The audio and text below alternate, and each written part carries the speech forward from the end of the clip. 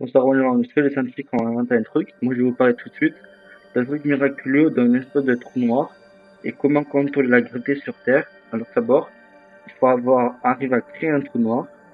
Il n'y a pas que ça. Il y a aussi faire en sorte de connecter la gravité sur une autre planète, la transformer sur une autre planète, l'améliorer et pourquoi pas l'améliorer en tant qu'au Soleil. C'est-à-dire l'améliorer avec le Soleil ou bien avec votre corps. C'est-à-dire transformer votre corps à une autre façon de voir les choses, c'est-à-dire un champ électromagnétique ou l'améliorer deux fois plus. Comment faire? Il faut d'abord calculer la masse solaire et aussi, je vous dis bien, l'énergie capable subatomique, ou bien il faudrait voir comme ça, tu vois. Et donc, de transformer le champ électromagnétique, de l'améliorer sur Terre, mais le problème c'est que sur Terre, ça ferait peut-être exploser la planète et aspirer la Lune, comme Mars. Alors, pour voler, je vous explique. Il faudrait d'abord améliorer le champ électromagnétique du corps, peut-être faire comme un trou noir dans le corps, un truc pour aspirer à la vitesse de la lumière. S'il y en a qui arrivent à faire ça, c'est super.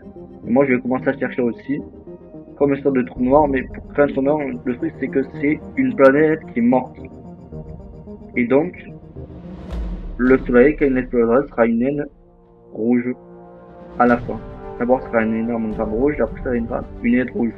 Et après, il va exploser, il n'y aura plus de vie sur Terre. Donc, voilà le principe.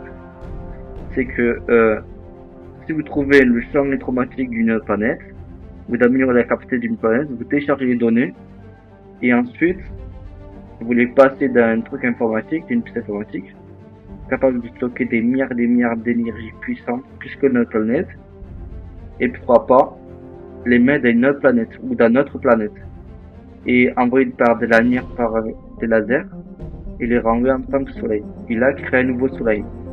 Si jamais, et réduire la tension de l'énergie du soleil pour pas arriver à faire des catastrophes trop je dis trop fortes. Je dis bien trop fortes.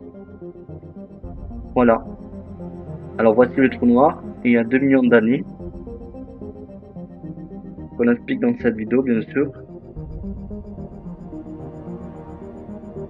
Voilà. Et donc je vous explique que le soleil est gros, que le trou noir est gros, et puis ça peut exploser. Alors notamment il serait petit dans un mais on pourrait seulement peut-être le fabriquer comme dans les laboratoires de chimie, ou bien dans des réservoirs. Et voilà le principe d'un trou noir qui est à l'intérieur. On plonge dedans, attention, on plonge. Il y a plein de particules qui s'en vont. Et comme j'ai dit, on pourrait voyager peut-être à la vitesse de la lumière, mais c'est pas sûr encore, puisqu'on pourrait savoir.